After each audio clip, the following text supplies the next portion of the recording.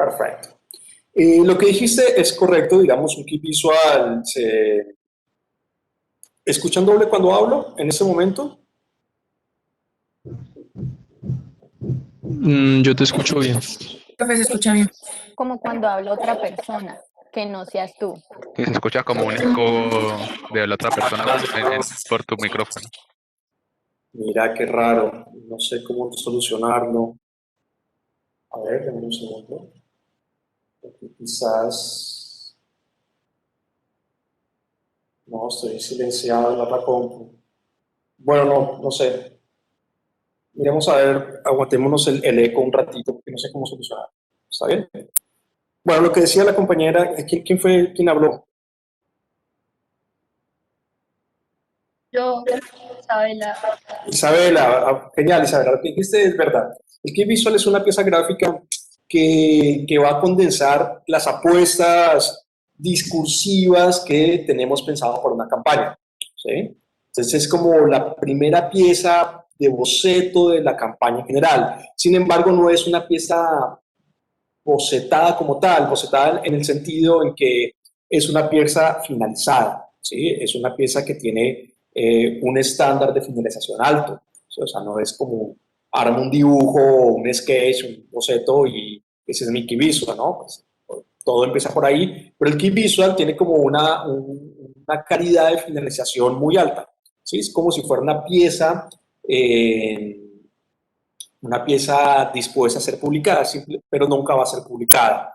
El kit visual es una pieza que siempre se va a mantener dentro del equipo de trabajo, llámese agencia, llámese oficina de diseño, llámese el que sea, ¿sí? Eh, colectivo de comunicación, colectivo de diseño, como sea. O sea, el kit visual nunca sale del área interna, obviamente es el lugar donde el cliente aprueba y da sus observaciones, pero no es una pieza dispuesta a tener una publicación final, a ser parte de una publicación final. Simplemente es la pieza donde vamos a volcar todos esos conceptos que tenemos preparados para la campaña elegida o para la campaña que vayamos a desarrollar. En ese sentido, lo que dice Isabela es bastante correcto. ¿Sí? Desde el diseño, ¿habíamos escuchado hablar del kit visual? No, profe, la verdad no. Ah, bueno, entonces es un buen concepto para apropiarse ahora, ¿no? Porque seguramente cuando lleguen a sus prácticas profesionales van a tener que trabajar con esas gráficas del kit visual, ¿no? Porque es muy, pero muy extendido su uso a nivel profesional. ¿Qué es el kit visual? Básicamente es una pieza gráfica, ¿sí? Entonces ya sabemos que okay, no es un video, no es simplemente ponerle texto, no es el sketch, o sea, no es el dibujo, sino ya es una pieza gráfica de alta calidad, que sirve de referencia visual para una campaña, ¿sí? Entonces, el kit visual es el puntapié inicial de toda campaña, es el lugar por el cual arrancamos las campañas. Muchas veces las otras piezas publicitarias son iguales al kit visual o pueden tener ciertas variaciones, pero todas van a partir desde esta pieza gráfica que llamamos kit visual, ¿sí? Es decir, todas las demás piezas que hacen parte de la campaña, ¿sí? Vamos a hablar en términos de campañas, todas las piezas gráficas que van a ser parte de la campaña, pues son todas herederas de los conceptos que vamos a volcar en el kit visual. ¿Sí? Este key visual debe transmitir de una manera muy simple y clara el tono de comunicación y las emociones que se buscará despertar en el público objetivo. ¿Sí? Bueno, fíjense que seguimos hablando del público objetivo, que igual es un término un poco caduco en términos de comunicación, publicidad y diseño, pero bueno, vamos a seguir hablando del público objetivo, porque pues es un concepto que porque es tan básico lo entendemos todos. ¿Sí? Entonces, esa configuración de usuario, ¿sí? Esa configuración de usuario, cuando empezamos a pensar qué persona va a consumir, qué persona va a leer, qué persona va a estar en contacto con la campaña, ¿sí? Todas esas ideas con las cuales le vamos a llegar a esa persona, la vamos a persuadir, vamos a tratar de corregir su comportamiento, cambiar su comportamiento, hacer que motivarlo a realizar una compra de servicio o producto, motivarlo a realizar un cambio otra vez en su comportamiento civil o social, lo que sea, ¿sí? Todas las ideas que estamos tratando de llevar a cabo en la campaña se deben volcar en esa pieza gráfica. Esa pieza gráfica debe ser capaz de hacer la transmisión discursiva, ¿sí? De hacer la transmisión retórica del concepto base.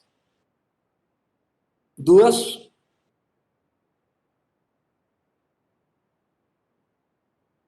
Los key visuals se suelen asimismo asemejar bastante a publicidades impresas, es decir, cuando yo veo un key visual voy a ver como una pieza gráfica finalizada, ¿sí? Y muchas veces el key visual termina siendo la pieza gráfica final, ¿sí? Y en eso no hay problema. Suele pasar, no hay ningún lío, ¿sí? O sea, ¿por qué? Porque cuando la vemos, pues vemos una terminación gráfica de alta calidad. Entonces, cuando hagamos nuestros key visual, ¿sí? Empezamos a hacer ejercicios de key visual, lo que voy a buscar es eso, una calidad alta del trabajo, ¿sí?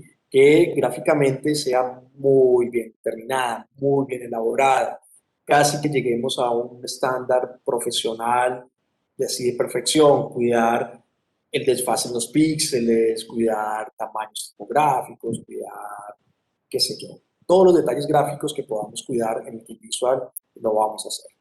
No suelen contener textos, y eso es algo pues, que un autor, pero no es tan así. Realmente los key visual por lo general tienen texto porque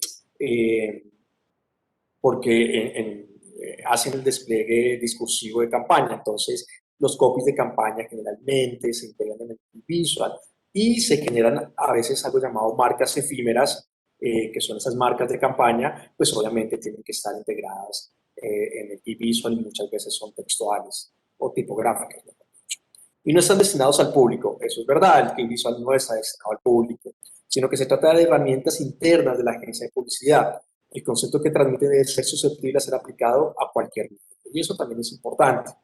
El key visual, aún para campañas que están pensadas para audiovisuales, es importante, ¿sí? Es importante porque desde el key visual vamos a establecer leyes cromáticas, leyes tipográficas, leyes morfológicas, leyes fotográficas, digamos que todo el arte lo vamos a volcar en esta pieza gráfica. Profe, Dime. una pregunta, es que me confundí un poco. Decía al principio que era enfocada como a despertar las emociones del público, pero después decía que no estaba destinada al público. Ahí como... Claro, es así. Aunque no esté pensado para que el público la vea, se refiere a que el key visual no es la pieza final de la campaña, pero sí los discursos que estamos pensando para crear emoción en el público sí deben estar disponibles en ese key visual, deben estar ahí condensados en el key visual. A lo que se refiere es que obviamente el público, a menos que hagamos algún tipo de evaluación de usuario, pues no tiene opinión en el key visual. Es una pieza en la cual está pensada para que el grupo de trabajo de la agencia de publicidad o de la oficina de diseño trabajen, expresen sus ideas, hagan los cambios antes de que se convierta realmente en las piezas finales de publicación. ¿Sí? Ah, listo, profe. Gracias. Vale. Bueno, el objetivo principal es definir los elementos, tipografías y colores que serán utilizados para la comunicación, que se realizará más adelante implementada a medios tradicionales o digitales, ¿sí? Entonces, es aquí, como decía antes, donde vamos a establecer las leyes del arte, ¿sí? Donde vamos a establecer las leyes del arte de campaña. ¿Cómo va a ser la tipografía?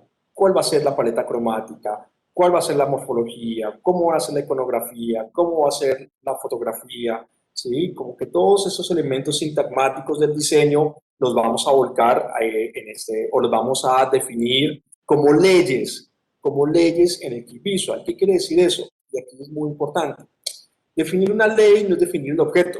Es decir, por ejemplo, yo defino en el key visual que la fotografía que vamos a trabajar es de una familia afrodescendiente compuesta por padre, madre e hijo, qué sé yo. ¿Sí?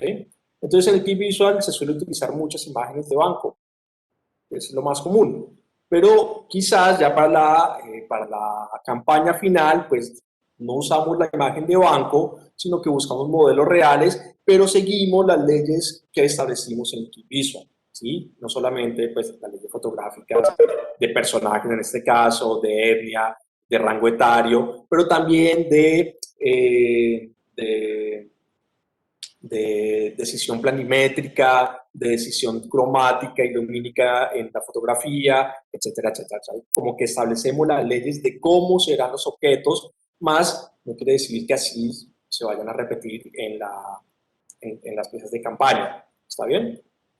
Hablando de, ahora que dije sintagmática, ¿pudieron descargar los libros que puse? ¿O los miraron? ¿O los copiaron un poquito? Se dieron cuenta que había bibliografía, ¿no? Sí, profe, sí se pueden descargar. Ah, bueno, pero los pudieron descargar, los miraron. Yo espero que les sirvan y bueno, si necesitan más bibliografía me avisan. Para mí esos son como fundamentales, como que ningún diseñador puede no leerlo, o sea, no saber quién es Vicious Wong o no saber quién es Filmex, o bueno, sí, no saber quién es Dondis y de qué se trata la sintagmática de la forma, ¿sí? Es como lo básico. Entonces, para que los tengan, y realmente faltan algunos, pero yo creo que con eso vamos bien para también adquirir un discurso profesional que nos permita hacer defensa de nuestro trabajo. Porque no importa la edad que tengas en el diseño, siempre te van a obligar a hacer defensa de tu trabajo. No sé si ustedes han visto Abstract. Sí, profe. Bueno, en la primera temporada de Abstract hay el caso de una diseñadora, Paula Scher. Pablo Cher. Sí, Sí. Paula. No sé si se dieron cuenta que a pesar de llevar, no sé, 25 años trabajando en el museo, aún le toca hacer defensa de su trabajo y exponer su trabajo y justificar su trabajo frente a su cliente, digamos, entre comillas. A mí me pareció como espantoso y una falta de respeto que una diseñadora de esa talla esté en esa posición de tener que mediar y negociar sobre su trabajo, ¿no? Pero entonces, te cae la ficha de que es así, que nunca va a dejar de ser así. Entonces es importante tener herramientas de discurso profesional, ¿sí? Es lo que nos diferencia de el chico que sale con el mayor de los respetos de la escuela de dibujo, porque tiene una formación mucho más tecnológica, al chico que sale con una formación universitaria. Y son esas herramientas de discurso que le permiten entablar defensas, entablar también metáforas mucho más elaboradas. ¿Está bien? Entonces, bueno, por favor, léanse los libros. Vamos a hablar un poquito de los elementos que estructuran el key visual, es decir, elementos que se creen deseables, ¿sí? No son todos necesarios o obligatorios, sino que son elementos deseables estructurales, es decir, que si yo veo un key visual, eso es importante porque con estos elementos es que yo armo la rúbrica de evaluación, pues yo digo, ok, el key visual yo espero que tenga estas cosas, ¿no? A nivel discurso, a nivel gráfico, pues ya vamos a ver varias cositas.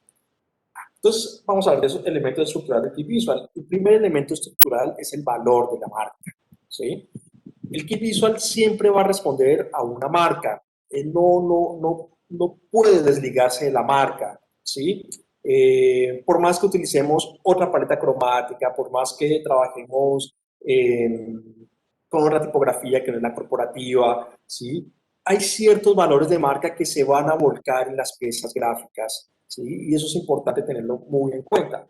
Entonces, aunque el kit visual esté pensado para determinar la estructura visual de una campaña, ¿sí? O sea, como para algo que nace y muere pronto en el tiempo, esta siempre es, perdón, ahí está mal puesta está mal escrito. Bueno, siempre está subordinada a la marca, ¿sí? O el kit visual siempre está subordinado a la marca, a sus creencias, a su estilo gráfico y su público objetivo. En ese sentido, toman especial importancia los beliefs de la marca o los valores de marca. Depende de la marca, ustedes los van a encontrar como beliefs o como valores.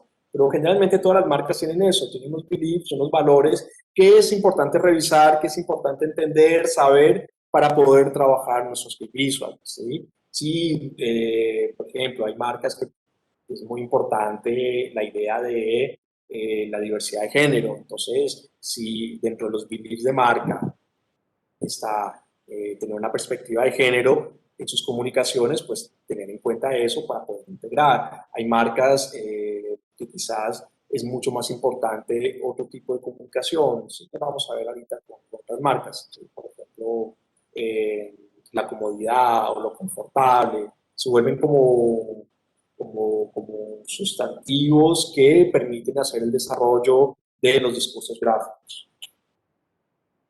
El público entiende a las marcas o a las empresas que ellas representan como actores sociales activos, y eso también es muy importante. Seguramente los de publicidad tienen como más cancha en este aspecto.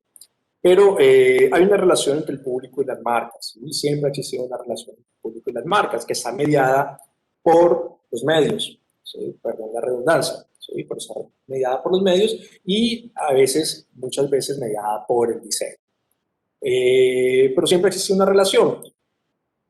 Ha cambiado mucho esa relación y hoy en día el conjunto social es mucho más consciente sobre las marcas que consumen, ¿sí?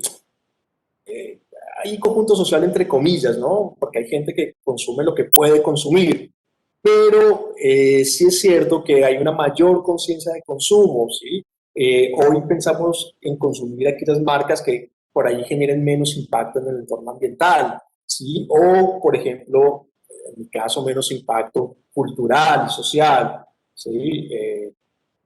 Por ejemplo, yo no voy a McDonald's ni invitado porque no solamente sé que tiene un gran impacto a nivel ambiental, sino también a nivel cultural, ¿sí? McDonald's tiende a destruir cierta cultura de lo popular y de la comunidad de lo popular. Entonces, es una marca que yo decidí no consumir nunca más. Y así uno podría pensar en marcas para dejar de consumir. Por ejemplo, las marcas que son muy contaminantes, estas marcas españolas de ropa, Zara, por ejemplo. Zara, y son como 3 o 4 marcas que pertenecen al mismo grupo, son una de las marcas más contaminantes del planeta. ¿Sí? ¿Por qué? Porque trabajan en una forma de producción que se llama pronta moda. Entonces generan mucha producción en tiempos de consumo muy escasos. ¿Sí? Las colecciones de Zara cambian mucho en el tiempo, muy rápido en el tiempo, y eso genera pues una contaminación ambiental enorme. Además, bueno, ya saben que los jeans, por ejemplo, es de las piezas de vestir más contaminantes que existen, ¿no? El lavado del jean genera mucha contaminación. Entonces, bueno, digamos que hoy mucha gente es muy consciente sobre las marcas y es importante tener en cuenta eso, y las marcas también lo saben, por eso muchas marcas empiezan a generar valores que los acerquen a ese público que cada vez se vuelve más exigente y que también, bueno, que también hoy en día tenemos una sobreoferta de marcas independientes, pequeñas, de muy buena calidad, que compiten contra esas grandes marcas, ¿no? Que por años fueron impunes en el manejo ambiental, por años fueron impunes en el manejo salarial de sus empleados, que por años fueron impunes en la calidad del producto, etcétera, etcétera. Hoy están mucho más atentos a eso. Bueno, en ese sentido, el público moderno está muy interesado en los valores que guían el accionar de las marcas que consumen. Y es fundamental para ellas transmitir estos valores en cada una de sus comunicaciones.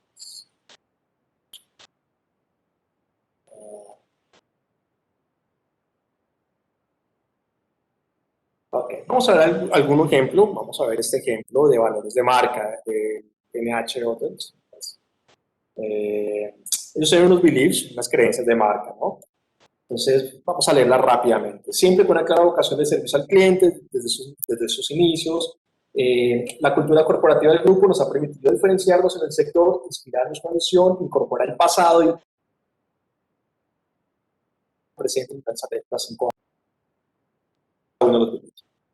Obsesionados con ofrecer al cliente experiencias memorables. Entonces, para ellos, quizás, más que mostrar los servicios que tiene el hotel, ¿sí? Que sus comunicaciones hablen de, ok, tenemos un jacuzzi, sino mostrar la experiencia en el lugar, ¿sí? Mostrar la experiencia en la habitación, mostrar la experiencia en las instalaciones del hotel, ¿sí? Entonces, el hotel pasa a ser como un segundo plano, pasa a un segundo plano, se vuelve como un contexto y sobresale la experiencia del usuario.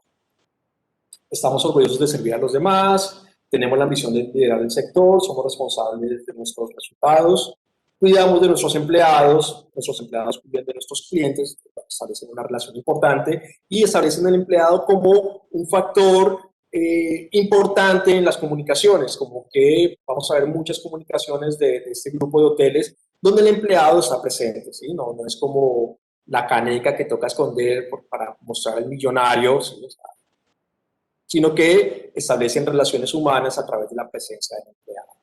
Somos activos en las comunicaciones donde vivimos, tenemos una mentalidad joven, también es importante, dentro de las comunicaciones que establece este grupo. Disfrutamos lo que hacemos y todo lo hacemos con una sonrisa. Entonces, si vemos un poquito sus comunicaciones, nos vamos a dar cuenta que esos beliefs, ¿sí? Esos beliefs están dando vueltas, ¿sí? Están presentes, están condensados en las piezas gráficas de sus campañas, ¿sí?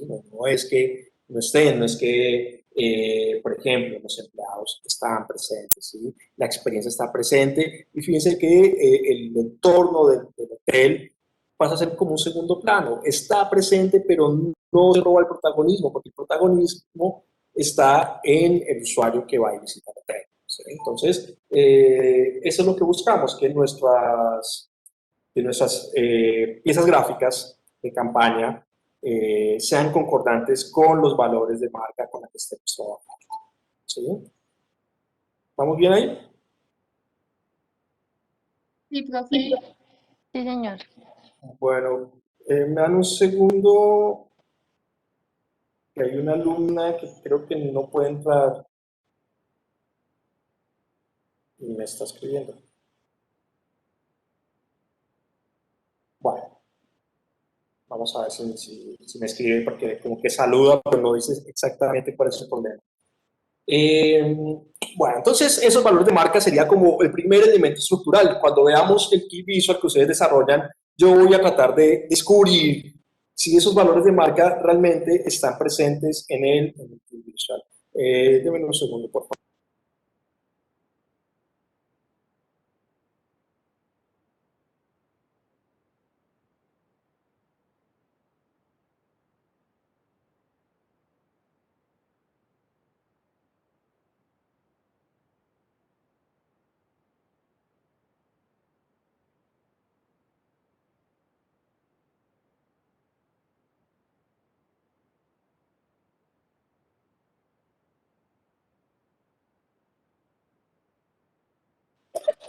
No era, perdida la clase.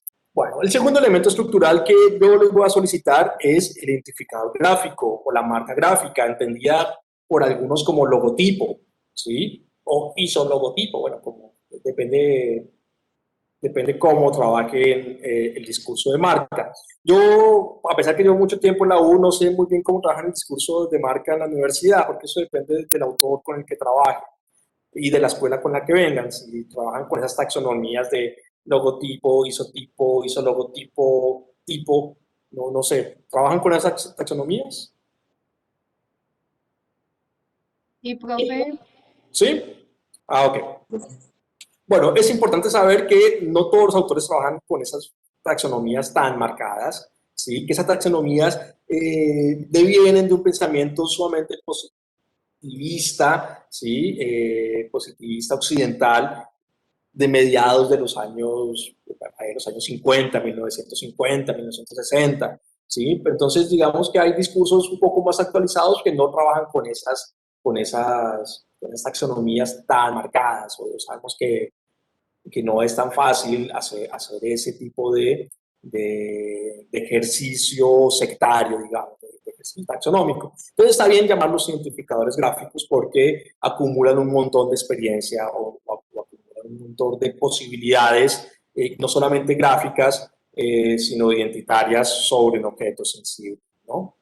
Entonces, aquí, bueno, vamos a tomar a Norberto Chávez, seguramente lo conocen, es arquitecto, diseñador muy famoso, si es que no se ha muerto todavía. Si no se ha muerto, debe estar muy a punto porque es un hombre muy viejo que siempre trabajó sobre las marcas gráficas.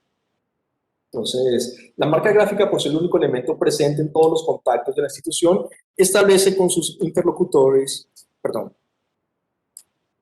que está presente en todos los contactos que la institución establece con sus interlocutores, se tiñe rápidamente con sus atributos. Y aquí es importante lo que dice Norberto Chávez sobre las marcas gráficas. Muchas veces, me voy a meter en la clase del profe Mario, pero es un permiso que me tomo, pero muchas veces nos piden realizar marcas gráficas que digan cosas, ¿sí? Que digan cosas de la compañía, ¿sí? Y es el momento en que empezamos a matar la metáfora, ¿sí? Ay, no, por ejemplo, anyway, ayer realicé una marca gráfica para un cliente que hace techados, ¿sí? Como que inicia los techos contra la humedad. ¿Está bien? Y entre las formas establecidas, pues creé una forma de triángulo dentro de la morfología del logo, pues como para asemejar el techo de una casa. Y el tipo me dice, lo que pasa es que yo no trabajo con techos de caída, sino con techos planos. Entonces, no puede tener la forma de la casa. Entonces le decía, bueno, pero es la idea arquitectónica la que estamos tratando de transmitir. Si usted no trabaja con techo así o con techo plano, pues no, que tiene que parecer un techo plano. Entonces, digamos que cuando nos empiezan a exigir que ciertos elementos estén presentes en las marcas gráficas, empezamos a matar no solamente la metáfora, sino la posibilidad de que la marca, de que ese identificador gráfico se tiña de los valores o atributos de la empresa. Es decir, el identificador gráfico no es el encargado de llevar consigo los valores empresariales, sino que el identificador gráfico debe ser lo suficientemente bueno para teñirse de esos valores. La función del signo institucional es satisfacer todas las exigencias prácticas de la identificación y ser pertinente estilísticamente al perfil de la organización que se puede absorber y no contradecir los valores estratégicos a través de la actividad y la comunicación. Básicamente que la marca gráfica que trabajemos, tratemos que esté acorde con los valores corporativos. ¿Qué me interesa ya a nivel gráfico de esa marca gráfica? Que tenga esas tres propiedades. Uno, que sea legible. Dos, que sea pregnante. Tres, que sea evocativa. ¿Alguien me puede definir esos tres elementos, esas tres características de la marca? Legible, pregnante y evocativa. Pues legible sería como que se pueda pues leer, sea entendible en la parte de la lectura. Pregnante, pues entiendo que sea como que algo que uno lo recuerde, ¿no? Que se quede Ajá, muy como bien. grabado, y evocativo, pues supongo que es que se pueda vocalizar, ¿no? No se enrede uno nombrándolo. Casi. Ese evocativo se refiere a la capacidad de la marca de llamar la atención. Ah, ok. Pero lo primero, perfecto. Fíjense que son tres características que igual son consecuentes una de la otra, ¿sí? Que sea legible la marca me permite que sea pregnante y que sea evocativa. O sea que siempre vamos a arrancar por la legibilidad. Siempre, o les voy a exigir que el identificador gráfico que acompaña o que marca la pieza publicitaria, pues sea legible, ¿sí? Que sea legible con su fondo, que sea legible o que se respete, por ejemplo, su área de seguridad, que esté en un tamaño adecuado, ¿sí? Que se pueda visualizar, que respete ciertas normas básicas del diseño y obviamente si tenemos un manual de marca, que respete esas normas de manual de marca. Pero la legibilidad va a ser básica. A través de la legibilidad tenemos la posibilidad de la pregnancia y la vocatividad. La pregnancia es eso, ¿no? Que a pesar de que mi pieza gráfica esté llena de elementos, yo pueda saber reconocer y acordarme que esa pieza gráfica pertenecía a Alpine, que esa pieza gráfica pertenecía a Coca-Cola, a Bacardi, a, qué sé yo, a Smirnoff, a la Universidad Autónoma. ¿Sí? Y vocativo tiene que ver con la legibilidad y tiene que ver no solamente con la legibilidad en sí, sino también con la disposición en el espacio, pues que es en un lugar donde lo podamos ver, ¿sí? Donde llame la atención, donde nuestro ojo, cuando haga el barrido sobre la pieza gráfica, pues encuentre el elemento, ¿sí? O sea, no solamente tiene que ver con que sea legible, sino que esté dispuesto en un área que nos permita visualizar. Entonces, fíjense que siempre hay un identificador gráfico, ¿sí? A veces hay una redundancia de identificadores gráficos. Entonces, por ejemplo, Bacardi, ¿sí? Bien, si yo hubiera sido el director de arte, hubiera eliminado el logo Bacardi, porque ya lo tenemos en la etiqueta, lo mismo pasaría con Heinz, ¿sí? Ya Haynes, pues la tenemos en la etiqueta, no vería la necesidad de repetir identificación gráfica. Pero bueno, digamos que siempre se plantea como posible. Por ejemplo, me gusta Alpina. Alpina, como sabe, que tiene el logo en el envase del yogur y que encima lo repite 2 veces, pues sería ya tremendamente redundante si marca la pieza con el identificador gráfico nuevamente. Ya todo el mundo se dio cuenta que era de Alpina. No hay necesidad de volver a marcar la pieza, pero la pieza sí necesita identificador gráfico para entregar un contexto de marca. ¿Vamos bien hasta ahora? Sí, profe. Sí, Sí, profe. señor. Sí, profe. Bueno, perfecto, perfecto. ¿Ven el dragón en la de Bacardí? Sí. Muy bien Casi hecho. que no. Casi que no, pero mira, es muy bello, muy bien logrado. Muy bien Profe, logrado. uno de pronto no, a veces se utiliza ese logo así como 2 veces, que uno pensaría que es redundancia, pero es como parte a veces del manual de marca como Sí, de sí, te ellos. entiendo. A veces es parte del manual de marca y ahí no hay nada que pelear y pues para tener una pieza redundante. Pero si no está en el manual de marca y podés, pues lo haría yo, ¿no? Igual cada diseñador es diferente. Yo no la metería, o sea, yo no podría pelear para no meterla. Pero bueno, no, quizás sí, tenés razón, hace parte del manual de marca y el manual de marca a veces se nos plantea como camisas de fuerza. Entonces, eh, sí, como camisas de fuerza dentro de la comunicación, hay siempre una negociación con el manual de marca. Siempre van a tener que negociar con los manuales de marca. Por eso se les toca hacer manuales de marca. Traten de ser flexibles, de no establecer leyes tan estrictas de uso.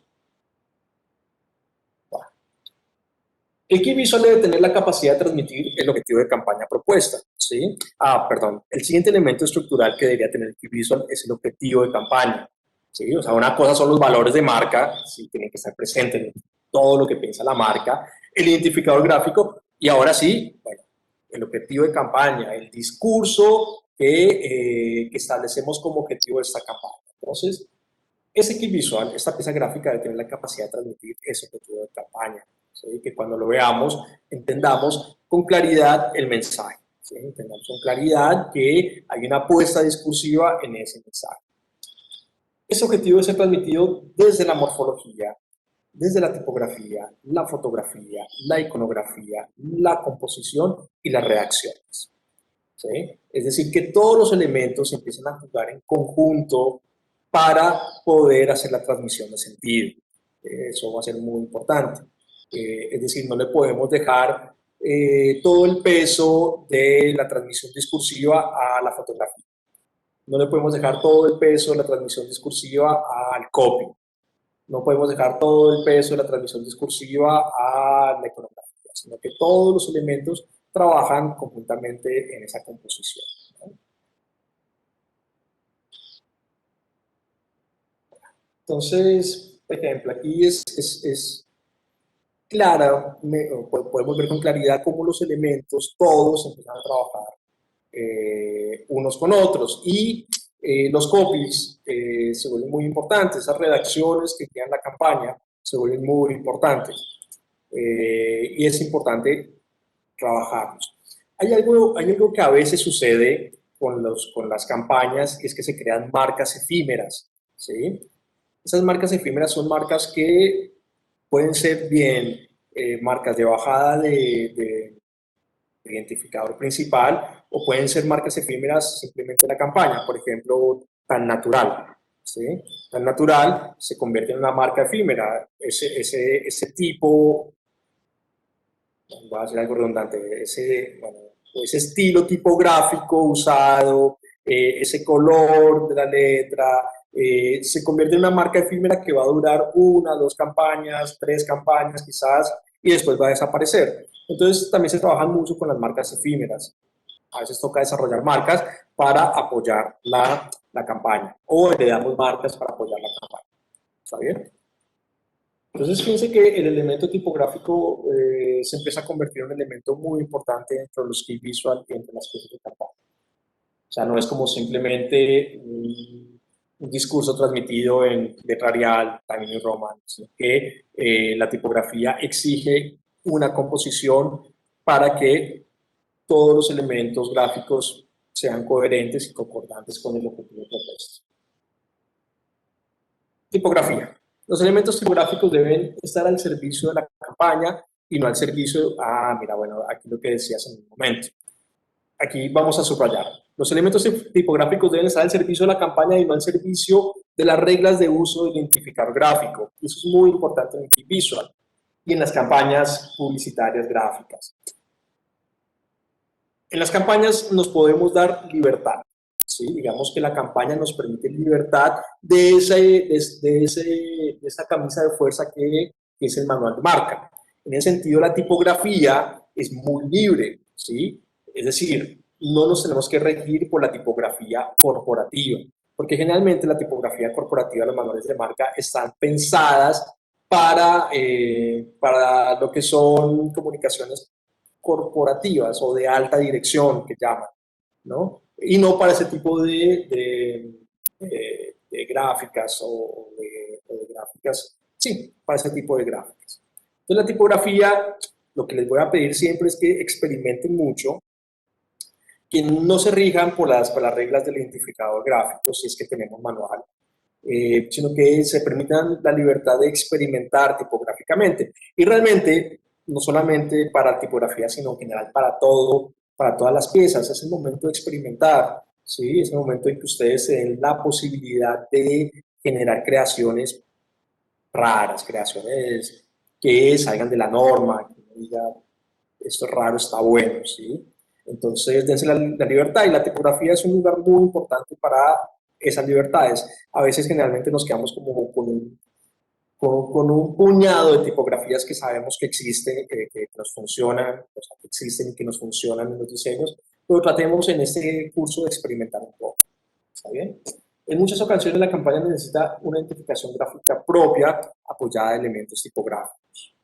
O sea, esa marca efímera o esa identificación generalmente se apoya en elementos tipográficos. Entonces, tratar de experimentar, de hacer transmisión de sentido a través de la morfología tipográfica va a ser muy importante, ¿sí?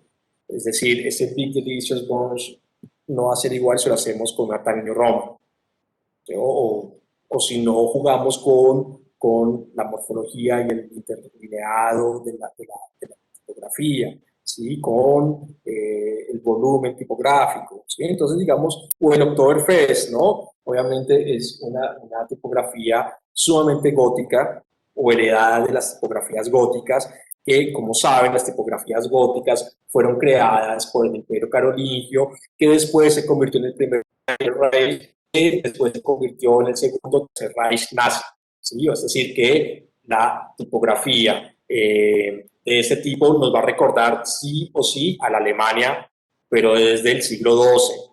Entonces, tiene una morfología que está fuertemente arraigada con la idea de un país. Obviamente, el Oktoberfest también está fuertemente arraigada con la idea de un país.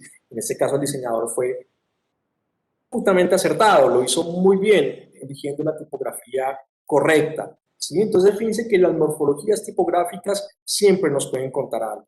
Siempre nos pueden contar algo y siempre nos ponen en discurso. Entonces es muy importante tener en cuenta eso, que las morfologías nos están contando algo, y que una tipografía mal elegida puede cambiar completamente el sentido del discurso que queremos dar. ¿Está bien? ¿Hay dudas? No, profe. Vamos bien. ¿Cansados? Ya casi terminamos esta parte.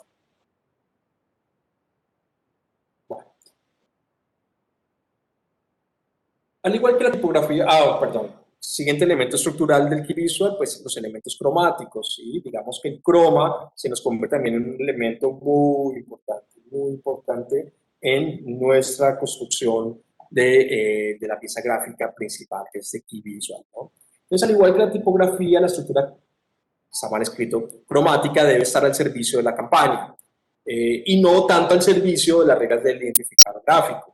Entonces, digamos que el identificador gráfico y sus reglas casi que los podemos dejar a un lado, a sus reglas, para establecer reglas propias de la campaña, ¿no? Y ahí el croma se vuelve muy importante. Este croma, esa elección de paleta cromática, debe responder y reforzar el mensaje de campaña. Es decir, el croma, la elección de la paleta de colores, siempre va a estar subordinada al discurso que se quiere transmitir. Valiéndose de su capacidad simbólica, saben que el color tiene una alta capacidad simbólica, y su determinante retórico en el patos.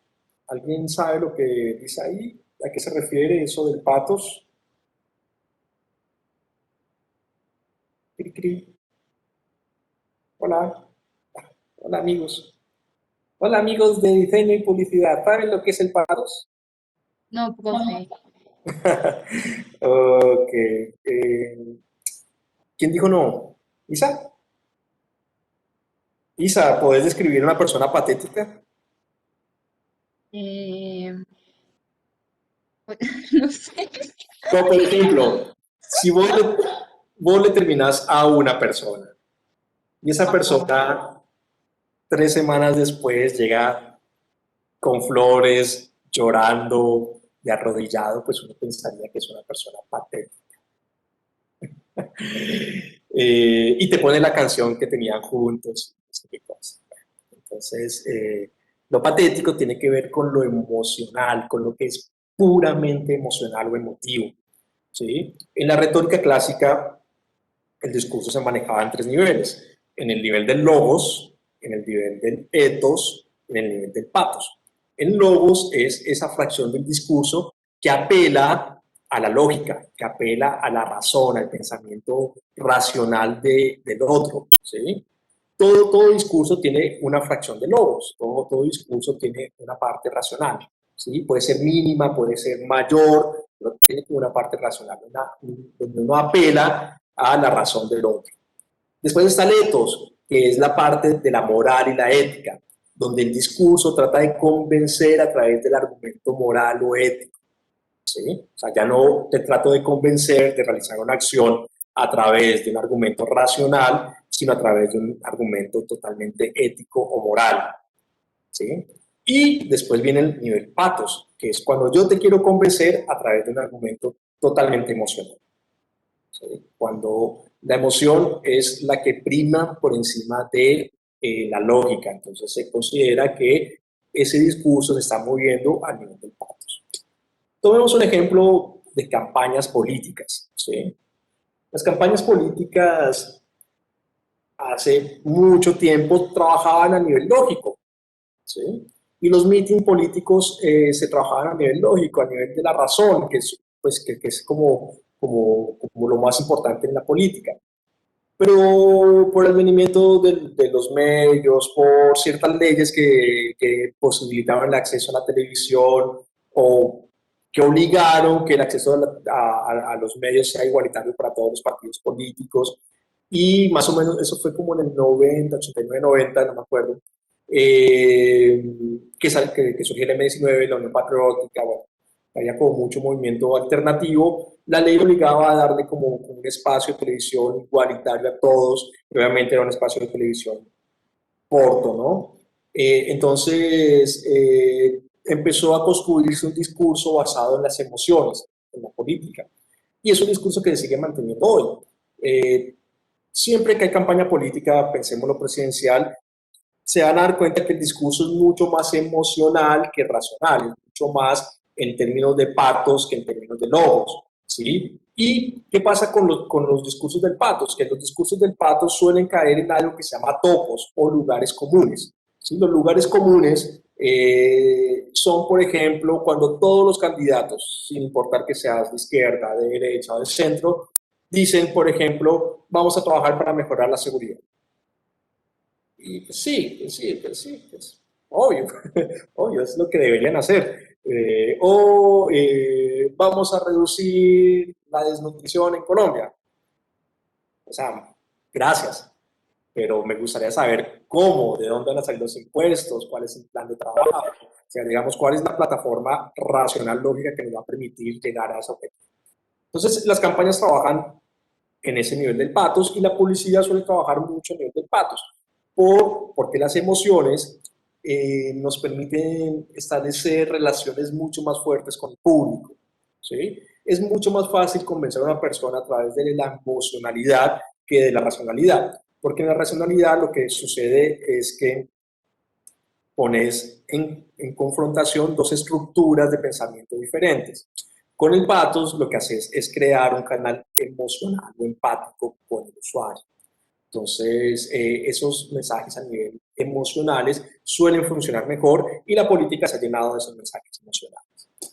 El color, volviendo a nuestro tema, el color tiene una alta capacidad de generar emociones, ¿sí? Y eso lo sabe cualquier director de cine, cualquier director de arte, sabe que el color es muy importante en el momento de generar emociones. Es más, hay como un oficio específico en la edición que es el colorista. Y el colorista es un tipo que sabe trabajar las emociones a través del color.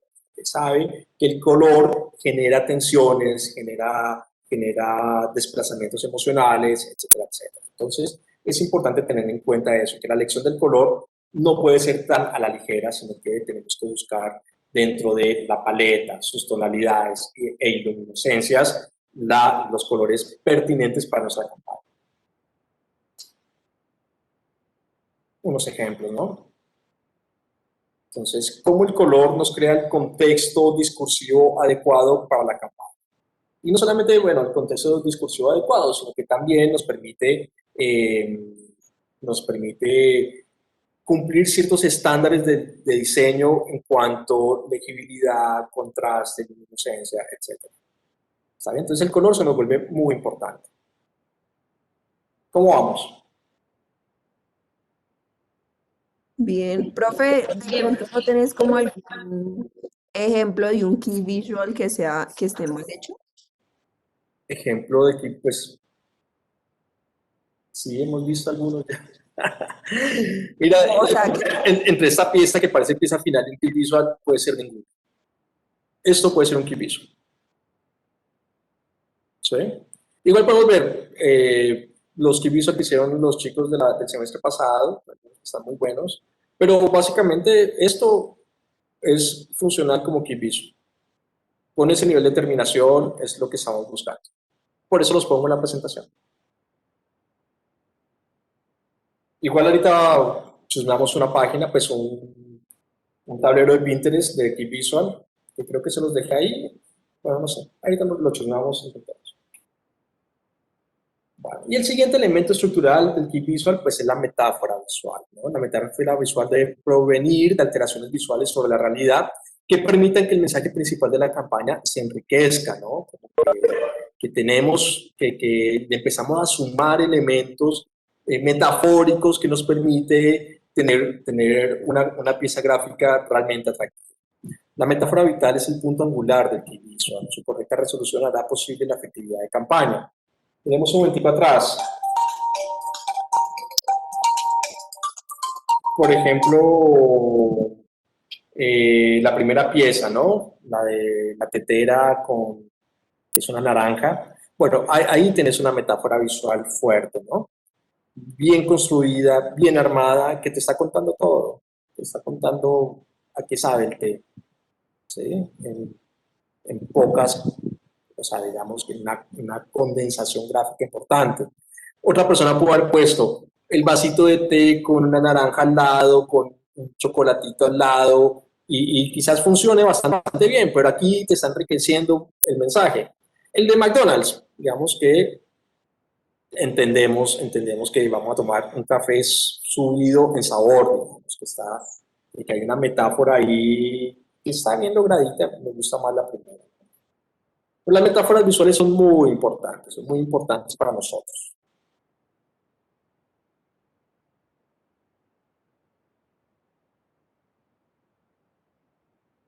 ¿Está bien? Listo. Bueno, hasta ahí era como la presentación de hoy. Vamos a ver, yo tenía por aquí un tablerillo de Pinterest lleno de key visuals, que está pensado para montar key visuals. A ver si vemos algunos, ¿vale? Porque es que realmente entre el key visual y la pieza finalizada no hay diferencia, no hay diferencia alguna. Ahí se los voy a colocar en el chat. No estoy seguro que lo haya puesto.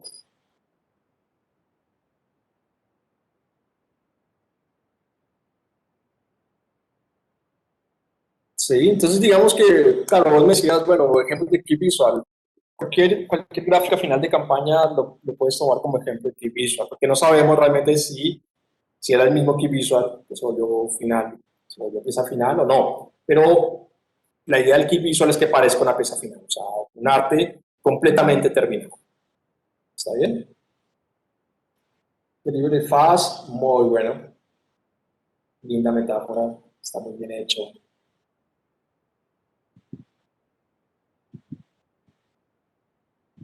Muy bien pensado. Fíjense que también crea aquel como... Hay muchas marcas dando vueltas. ¿Sí? Tenés como la marca principal, tenés la marca de calidad Coca-Cola y tenés esta marca efímera que se creó para la campaña, ¿no? Una, dos. Hay muchas marcas dando vueltas. Yo creo que fue un reto para el diseñador poder trabajar. Ya se pueden estar dando cuenta que el manejo... Ah, que esté mal hecho. No, Kimberly. No, no sé. Ya nos vamos a dar cuenta cuando empecemos a trabajar. Es que yo no quiero mandar al frente los trabajos malos de sus excompañeros. Pero sí, ya nos vamos a topar con muchos visual mal hechos que los vamos a ir arreglando en el campo. No te preocupes. Bueno, pero fíjense que la metáfora se vuelve muy importante y el trabajo técnico de la herramienta de edición de imagen va a ser muy importante para nosotros. ¿Sí? El cómo trabajemos Photoshop va a ser fundamental. ¿Está bien? Entonces, pues yo espero que trabajen un poquito, los que no lo tienen tan claro, Photoshop y demás, puedan hacerlo. A veces, a ver, no tienen que llegar a ese tipo de metáforas tan elaboradas. ¿Sí? Yo les mostraba,